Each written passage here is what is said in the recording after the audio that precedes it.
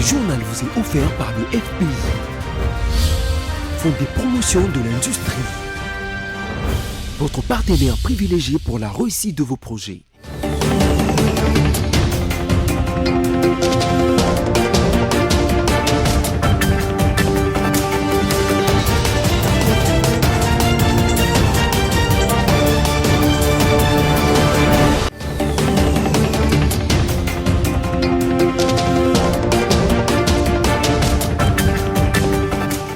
Bienvenue à ce nouveau numéro des journaux sur BSC Télévision dont voici les sommaires.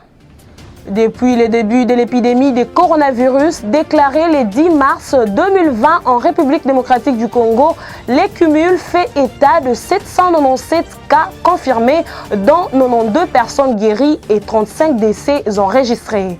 Et puis, 24 heures après que le ministère de l'économie nationale a porté à la connaissance de l'opinion l'arrêté portant révision à la baisse des prix des produits pétroliers sur l'ensemble du territoire national, ce mercredi à la pompe, les prix sont restés inchangés.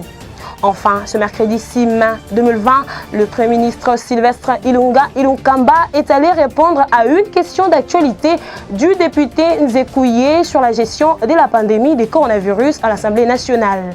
Cette question intéresse au plus haut les députés nationaux en leur qualité des représentants de la population car le virus ne fait que se propager dans le pays. Encore une fois de plus, bienvenue, l'actualité sanitaire avec 92 nouveaux cas pour un cumul de 797 cas confirmés. La République démocratique du Congo frôle la barre de 800 personnes infectées par le Covid-19. L'on a notifié 92 personnes guéries et 35 décès. Suivez cet élément de Christelle Guenda. Depuis le début de l'épidémie de coronavirus déclarée le 10 mars 2020 en République démocratique du Congo, le cumul fait état de 797 cas confirmés, dont 92 personnes guéries et 35 décès enregistrés à ce jour. Pour ce mardi 5 mai 2020, l'équipe de riposte à la pandémie de Covid-19 a rapporté 92 nouveaux cas confirmés, dont 69 à Kinshasa, la capitale, qui est en même temps l'épicentre de la maladie, et 23 à Matadi dans le Congo central. Actuellement, le pays compte 212 cas suspects en cours d'investigation et 526 patients en bonne évolution. Un nouveau cas de décès a été signalé alors que seules 2 nouvelles personnes ont été déclarées guéries. Rappelons que 7 provinces du pays ont été touchées par cette pandémie mortelle. Il s'agit de Kinshasa, la capitale, avec 744 cas, suivi du Congo central avec 29 cas, le Nord Kivu avec 7 cas, le Sud Kivu avec 4, l'Ituri avec 2 cas, le Kwilu avec un seul cas et le Haut-Katanga avec 10 cas.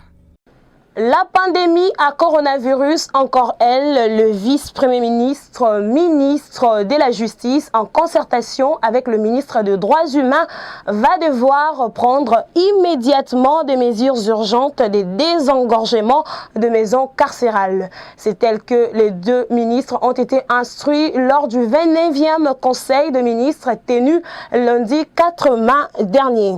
Cette décision fait suite à la découverte d'une centaine de cas de personnes infectées par le coronavirus enregistrées à la prison militaire d'Endolo. Suivez cet élément de Merveille Bavabébaye. Après l'enregistrement de plus d'une centaine de cas infectés par le Covid-19 dans la prison militaire d'Endolo, le 29e Conseil de ministres a instruit le vice-premier ministre, ministre de la Justice et celui des Droits humains en accord avec l'auditorat militaire de procéder au désengorgement des maisons carcérales de la ville capitale pour limiter la propagation du coronavirus. À en croire les conseils, la contamination au niveau des prisons risque d'être un facteur de propagation à grande échelle en RDC, particulièrement dans la prison centrale de Makala, compte tenu du surpeuplement qui s'y observe. Le ministre de la Défense a quant à lui été demandé d'instruire les auditorats militaires dans le même sens pour ce qui est des prisons militaires. Cette mesure concerne en effet les personnes privées de liberté mais ne présentant aucun risque de fuite, ainsi que les personnes condamnées à de peines mineures. La possibilité pour le président de la République disait de son droit de grâce a été évoquée au cours de ces conseils. Une annonce bénéfique pour son directeur de cabinet, Vital Kamerhe, qui, depuis quelques semaines, est détenu au centre pénitentiaire et de rééducation de Makala. Le gouverneur de la ville-province de Kinshasa, Jean-Tini Ngobila Mbaka, a réceptionné mardi 5 mai 2020 un lot de 100 000 masques de la part de la communauté indienne à Kinshasa. Ces masques sont destinés à la population quinoise pour éviter la propagation du coronavirus dans le mur quinois. Le gouverneur a reçu des masques au parking de l'hôtel de ville de Kinshasa. Les détails avec Espérance Louvonou.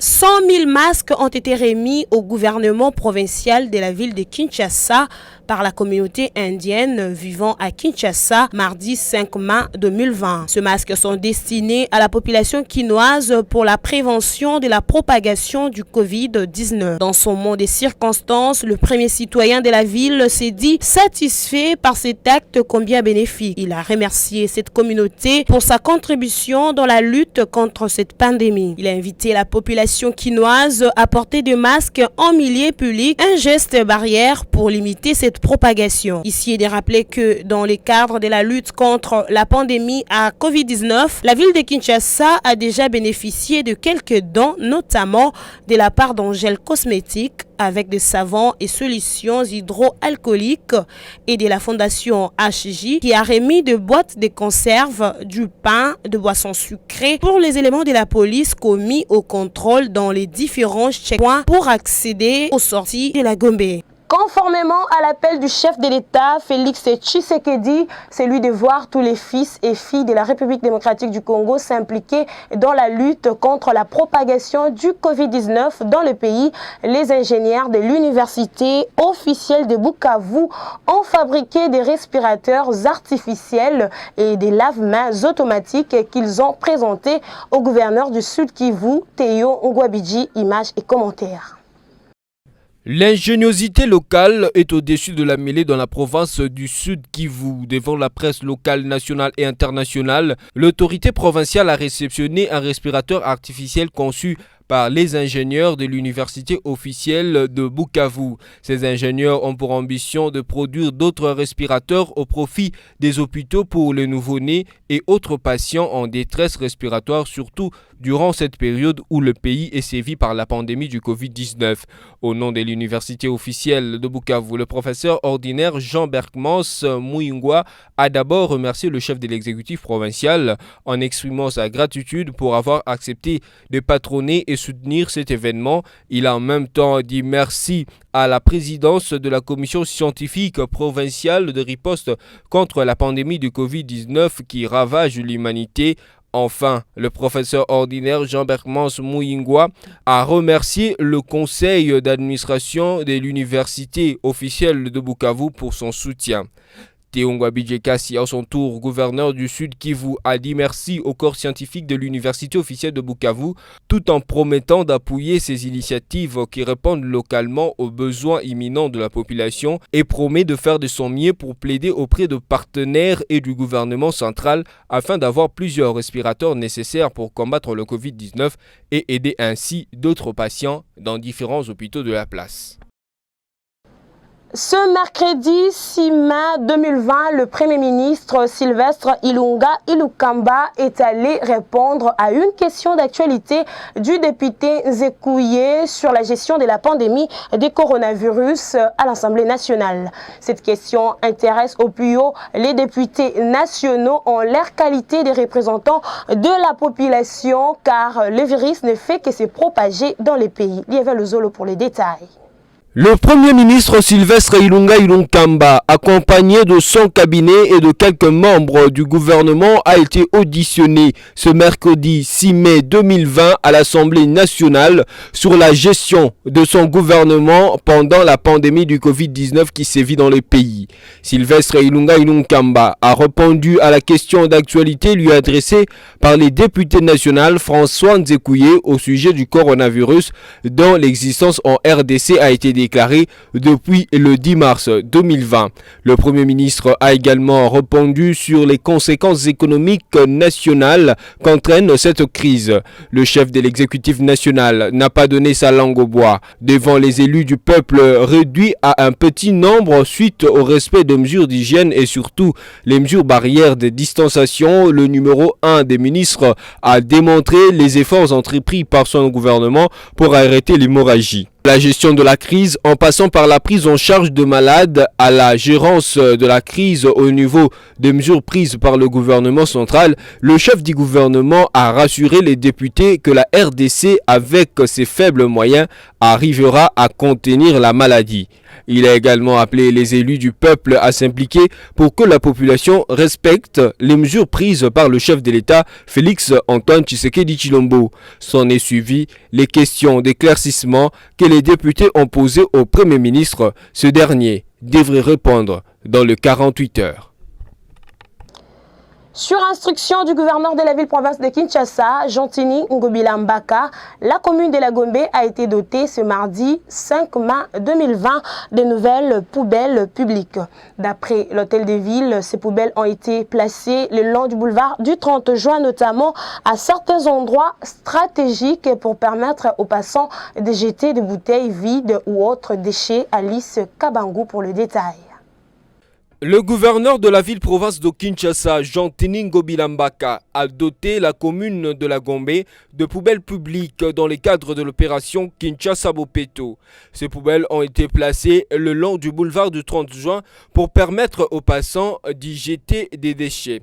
Selon Germain Poundou, coordonnateur de l'opération Kin-Bopeto, l'ambition est de maintenir, si pas d'améliorer les degrés de propreté acquis pendant la période de confinement. Interrogé à ce sujet, le bourgmestre de la commune de la Gombe, Fabrice Ongoy, a précisé que ces poubelles placées à intervalles de 10 mètres le long du boulevard du 30 juin ne doivent pas devenir les décharges des ménages de la Gombe. Le bourgmestre appelle tous les usagers du boulevard du 30 juin à adopter un comportement responsable en jetant toujours leurs déchets dans ces poubelles. Il faut noter que quelques inciviques qui ont voulu boycotter l'opération Kin-Bopeto en volant les poubelles récemment placées le long du boulevard du 30 juin ont été interpellés et mis à la disposition de la police. La cérémonie de restitution de biens de Zachary Badiengila, alias Némouandansemi, s'est déroulée mardi 5 mai 2020 dans la commune de Ngaliema, au quartier Macampagne. Et cela a été fait en présence du commissaire divisionnaire adjoint et commandant de la police nationale congolaise, Silvano Kassongo. Espérance Louvonou pour le détail. Lors de l'arrestation le 24 avril 2020 de Némouandansemi, leader du mouvement politico-religieux Buntu Tamayala, il a été signalé plusieurs actes de vandalisme dans la résidence de précité. Des agents de la police étaient parmi les fauteurs de ces actes et ont emporté plusieurs biens. Sur les lieux, tour à tour, des meubles et autres produits manufacturés ont été remis par quelques policiers responsables des vols et pillages au domicile de Némouandansemi. Silvano Kassongo, commissaire divisionnaire adjoint et commandant de la police nationale congolaise, a personnellement supervisé cette cérémonie de restitution symbolique des biens emportés. Rappelons qu'après les événements du 24 avril 2020, Némouandansemi a été incarcéré au cachot de la police nationale à Gombe avant d'être transféré au centre neuropsychopathologique CNPP en sigle. Zachary Badiengila, alias Némouandansemi, est officiellement poursuivi pour rébellion, atteinte à la sûreté de l'État et incitation à la haine tribale. Les collectifs des patriotes congolais s'est rendu mardi 5 mai 2020 au cabinet du vice-premier ministre, ministre de la Justice, Célestin Tunda Yakasende, pour dénoncer les propos de l'évêque Pascal Mukuna vis-à-vis de l'ancien président de la République, Joseph Kabila Kabange, à travers l'émission Bossolona Politique et même sur la chaire de son église ACK. Pour ces collectifs, ces propos sont constitutifs de nombreuses infractions prévues et punies par le code pénal congolais. Suivez. Depuis bientôt une année, M. Pascal Mukuna, responsable de l'église dénommée Assemblée chrétienne de Kinshasa, ACK en sigle, et initiateur du mouvement dit Éveil patriotique, se livre publiquement et systématiquement à des actes, comportements et déclarations qui sont de nature à nuire à l'unité et à la cohésion nationale, ainsi qu'à l'intégrité, à la dignité de la personne, de la famille biologique, de la famille politique du président de la République honoraire, son Excellence Joseph Kabila Kabange. C'est dans ce cadre que nous formulons la présente dénonciation, notamment pour des faits qui sont relevés ci-après, mais aussi pour d'autres que l'officier du ministère public, sous votre diligente injonction, pourra établir. Les soldats de deuxième classe Bopé-Yezou du 341e bataillon de réaction rapide qui avait tué par balle ce commandant des compagnies la nuit du dimanche 3 mai 2020 a finalement été arrêté ce mardi 5 mai 2020 à Kamanyola. L'information a été confirmée par le porte-parole de l'armée à Ouvira, le capitaine Dieudonné Kassireka. Christelle Genda nous en dit plus. D'après ces derniers, aussitôt arrêté, le présumé auteur du crime a été acheminé à l'état-major du secteur opérationnel Sokola 2 au sud à Ouvira avant son transfert au tribunal militaire pour enquête et poursuite. Selon des témoins, ces militaires qualifiés d'indisciplinés avaient tiré à bout portant et tué ce commandant pour lui avoir refusé une feuille de route des Katogota vers Ouvira. On rappelle, le major Kalimunda Placide a été assassiné dimanche 3 mai 2020 par son élément de 341e bataillon de réaction rapide à Katogota. Ces militaires sollicitaient une autorisation à ce commandant pour se rendre à Ouvira, ce que le commandant des compagnies lui a refusé car son motif n'était pas fondé. C'est ainsi que le militaire a tiré sur le major qui est décédé sur place, a indiqué le capitaine Dieudonné Kassireka, porte-parole militaire de l'opération Sokola 2 au sud Kivu. L'auteur du crime a été appréhendé dans sa fuite à Kamanyola, dans les territoires des Walungu voisins. Le corps de l'officier décédé a été envoyé à la morgue de l'hôpital général de Bukavu en attendant la cérémonie d'inhumation. L'association Ewaya Mashiriki, réunissant en son sein 36 mutualistes de la province du Maniema, demande aux différentes tribus de ce coin du pays de mettre fin à l'instrumentalisation de leurs membres pour de fins politiques et de bannir les discours frisant l'incitation à la haine tribale. Roger Ebolinda depuis Kindu. Ewaya Mashariki, la plus grande association de toutes les tribus de la province d'Imanema, ne veut pas attendre la paix dégénérer avant d'intervenir. Elle se réunit le début de cette semaine à Kindu pour apporter sa contribution dans la cohabitation pacifique des peuples et l'engagement de tous dans la reconstruction et le développement de la province. La réunion a été motivée par des cycles de déstabilisation du gouverneur des provinces orchestrés par des personnes politiquement motivées. Pour Ewaya Mashariki, ce climat est loin de donner l'envol au projet de développement proposé par les dirigeants. Le dernier cas jugé d'outrage à l'autorité et d'imputation calomnieuse vient de la société civile qui a de la peine à se disculper devant la justice. Pour couper court à la poursuite et recréer le climat de confiance, les mutualités du Manema condamnent la tribalisation des affaires personnelles, mais demandent au gouverneur des provinces de passer l'éponge. Kassimou Rachidi Idi, secrétaire rapporteur de Ewaya Mashariki, a lu la déclaration des notables dont voici un extrait. Kusikia kwa watoto wa Manyema kwa jumla na hasa wa Kindu kwa upekee wanapenda kutumikisha mambo ya ukabila na kutumia matusi kwa ajili ya viongozi wa nchi na viongozi wa jimbo. Na jambo hili linapita kuzaa mambo ambao haitasaidia jimbo letu kwa maendeleo yetu. Tufahamu dunia ni mzunguruko. Ni kusema kama leo ni mimi na kesho ni wewe. Kwa hivi kila mtu asubiri muda wake, sababu siasa, fitina, mamlaka isije kutuvuruga au kuvuruga usalama na upendo wetu. Alliance de Baswahili inasema dakika moja mbele ya kufa ni uzima. Ni kumwelekea mheshimiwa liwali wa jimbo Ogi Msafiri. Fanya kazi kama ulivyotoa katika mpango wako mbele ya wanabunge. Na inaongeza kumwambia kwa kumpatia maneno, inamuomba kuwa msikivu kwa mashauri ya kujenga jimbo, sio ya kubomoa wanajimbo na kubomoa jimbo lenyewe. Nous rappelons que le parquet s'est saisi d'office des dernières déclarations médiatiques de Maître Kamdala Stéphane, dénonçant sans moindre preuve le détournement de l'aide humanitaire aux sinistrés de l'inondation à Kindu. Dans la ville de Gbadolité, chef-lieu de la province du Nord Ubangui, un réseau de trafiquants d'armes militaires chapeauté par Florence Mongo a été arrêté et présenté au gouverneur de la province. Cette bande de malfaiteurs a été démantelée par le service des renseignements et de sécurité du Nord Ubangui. Suivez cet élément. Ces réseaux de trafiquants d'armes militaires et des munitions de guerre chapeautés par Florence Mongo, présentés au gouverneur du Nord Ubangui par le major Moïse de FRDC, chef S2 régiment Gbadolité. Cette bande avec ses lots importants de munitions a été démantelée par le service de renseignement et de sécurité du Nord Ubangui. Ce munitions et castors d'armes militaires ont été appréhendés dans une agence de fret à Gbadolité en provenance de Kinshasa via l'aéroport international de Gbadolité.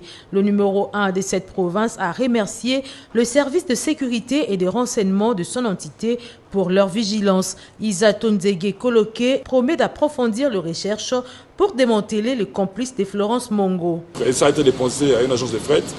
D'ailleurs, ils ont payé le double des frais pour sécuriser leur matériel. Mais Dieu merci, grâce à la vigilance de nos services de sécurité, nous avons réussi à mettre la main sur ces munitions et ces armes de guerre et aussi sur les personnes impliquées. Nous sommes en plein début, nous allons chercher, traquer tous ceux qui, de loin ou de près, seront liés, en tout cas, à ce fraude, liés à ces exactions, liés à ces ventes de munitions, ou en tout cas ce trafic de munitions par la province du Nord. Nous allons les traquer et nous allons les déférer devant la justice militaire pour que l'état de droit puisse être dit dans tous les sens du terme. Nous n'allons pas accepter que la province du Nord Ubangui soit une plaque tournante de vente de munitions pour la déstabilisation de notre pays voisin, en l'occurrence la Centrafrique. La chef de file de ces réseaux de trafiquants d'armes, Florence Mongo, est réputée spécialiste pour le commerce de munitions d'armes de guerre. Jacques Kiabula Katwe, gouverneur de la province du Haut-Katanga, a procédé ce mardi 5 mai 2020 à la nomination de Philbert Kunda Milundu au poste de ministre provincial de l'Intérieur en remplacement de Bobo Maloulou. Cette décision intervient au moment où sa province fait face à une insécurité grandissante. Alice Kabangou pour les commentaires. Jacques Kiabula Katwe, gouverneur de la province du Haut-Katanga, a nommé mardi 5 mai 2020 Fulbert Nkunda Milundu au poste du ministre provincial de l'Intérieur en remplacement de Bobo Maloulou. Fulbert Nkunda Milundu hérite d'un ministère qui a des défis majeurs à relever. Ancien ministre de l'Intérieur et vice-gouverneur de l'ex-Katanga, sa mission principale est de mettre fin à l'insécurité dans la province du Haut-Katanga. Plusieurs cas de criminalité sont signalés dans cette province. Dans la nuit du dimanche à lundi dernier, des bandits armés ont opéré dans les quartiers Kilobé-Lobé où ils ont tué 6 personnes selon un bilan avancé par la thématique gouvernance sécuritaire du cadre de concertation de la société civile. Fulbert Nkunda Milundu devrait lancer des signaux forts envers cette population agacée par des actes criminels. Après les négociations avec le pétrolier, le gouvernement congolais s'est instruit lors du 29e Conseil de ministres tenu lundi 4 mai sur une baisse des prix d'essence à la pompe de 20%, soit de 2200 francs congolais, équivalent à 1,22 $ à 1980 francs, l'équivalent de 1,1 $. Il a été constaté que cette mesure tarde à être respectée au grand regret des consommateurs. Merveille Bavabébaï et Générose Essengo. C'est à travers un document signé mardi 5 mai 2020 par Madame la ministre de l'économie nationale, Akassia Bandoubola, qu'il a été porté à la connaissance de l'opinion nationale les arrêtés portant révision à la baisse de prix des produits pétroliers sur toute l'étendue de la République démocratique du Congo. Une décision qui, selon les usagers de la route, notamment les chauffeurs de taxi et taxi-moto, peine à être appliquée par les opérateurs pétroliers. VTR. Jusqu'alors, carburant n'a quitté à 2240 francs. N'a quitté au bazolo batondi melangote. Tona kanda ba station na ba konda bango pe na ba tuba na kati station. Parce que mibe kono na niveau likolo nanu. Ba mi sembe kono ba makambu e kita ba moto, mais sous des personnes à moto. Le temps on a des personnes à moto, quand la temps on a des personnes, moi bon moto on doit se retrouver dans. Bon, va pétisser des personnes. Alors il faut pas qu'il s'appelle carburant. Dans la situation de coronavirus, le gouvernement a ici a 3 personnes qui ont respecté, mais les chauffeurs ont souffert. Carburant est le patron Il s'y de rappeler que le prix d'essence à la pompe a baissé de 245 francs à l'ouest, de 310 francs congolais à la zone est, et dans le sud, le prix a baissé de 370 francs congolais le litre. Mesdames et messieurs, avant de nous quitter, voici les rappels de principaux titres. Depuis le début de l'épidémie de coronavirus déclarée le 10 mars 2020 en République démocratique du Congo, les cumuls fait état de 797 cas confirmés, dont 92 personnes guéries et 35 décès enregistrés. Et puis, 24 heures après que le ministère de l'économie nationale a porté à la connaissance de l'opinion l'arrêté portant révision à la baisse des prix de produits pétroliers sur l'ensemble du territoire national, ce mercredi à la pompe, les prix sont restés inchangés. Enfin, ce mercredi 6 mai 2020, le Premier ministre Sylvestre Ilunkamba est allé répondre à une question d'actualité du député Nzekouye sur la gestion de la pandémie du coronavirus à l'Assemblée nationale. Cette question intéresse au plus haut les députés nationaux en leur qualité des représentants de la population, car le virus ne fait que se propager dans le pays. Ce journal est terminé. Merci à vous de l'avoir suivi.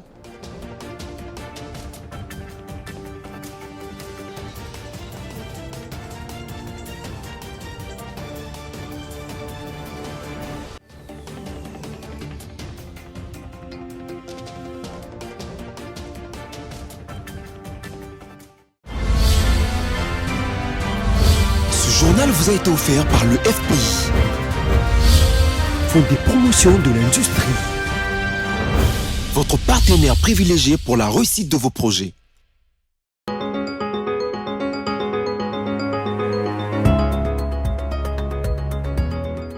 Bienvenue à la revue de presse de ce mercredi 6 mai 2020 sur BSC TV. Commençons par ce titre de l'agence congolaise de presse, la nomination d'Henriette Ouamou dans le comité diocésain de la santé salué à Funa. La population du district de la Funa a salué à travers nombreux messages la nomination de la députée nationale Henriette Ouamou au sein du conseil d'administration du comité diocésain de la santé de l'archidiocèse de Kinshasa, a pris mardi l'ACP auprès de la cellule de communication de l'élu de la Funa. Nous remercions des vives voix le cardinal Fridolin Ambongo pour avoir placé sa confiance en retenant au nombre de 10 personnalités membres de cette structure sanitaire. Notre maman, dans son ordonnance publiée le week-end dernier, ont dit certains membres de sa base, avant de souligner que le cardinal Ambongo, qu'il a nommé dans cette structure, a pris en compte les valeurs spirituelles, morales et sociales qu'elle incarne en elle. Poursuivons avec Forum des As, mesdames, messieurs, qui note un grand titre avec 104 cas diagnostiqués positifs à la prison de Ndolo. Covid-19, le gouvernement craint une propagation à grande échelle. Va-t-on vers le pic tant redouté de la pandémie? Le Conseil de ministres a alerté à l'issue de sa réunion du lundi 4 mai sur une propagation à grande échelle de l'épidémie du Covid-19 après l'enregistrement d'une centaine de cas à la prison militaire de Ndolo à un jet de pierre du centre des affaires de Kinshasa. La contamination au niveau des prisons risque d'être un facteur de propagation à grande échelle dans notre société, en particulier si la prison de Makala devrait être concernée en raison de son surpeuplement, fait remarquer le Conseil de ministres. Bouclons cette revue de presse avec ce titre de Capi.net. Nord Kivu, l'UNFPA remet 10 tonnes de matériel et équipements médicaux à 9 structures de santé. Le Fonds national des Nations Unies pour la population UNFPA a remis mercredi 6 mai un lot de 10 tonnes de matériel et équipements médicaux à 9 structures de santé qui prennent en charge les femmes victimes des fustiles obstétricales dans les zones de santé de Goma, Rutshuru et Lubero Nord Kivu. Selon la chef de bureau de l'UNFPA, Élisée Kakam, ce don d'une valeur estimée à $130 000 américains vise à renforcer le projet de restauration de la dignité de femmes souffrant des fistules obstétricales. Pour l'UNFPA, ce projet contribue à atteindre d'ici 2030 3 résultats transformateurs de son plan stratégique, entre autres 0 décès maternel évitable et 0 cas de violence basée sur le genre, a-t-elle déclaré. C'est tout pour aujourd'hui. Merci et à la prochaine.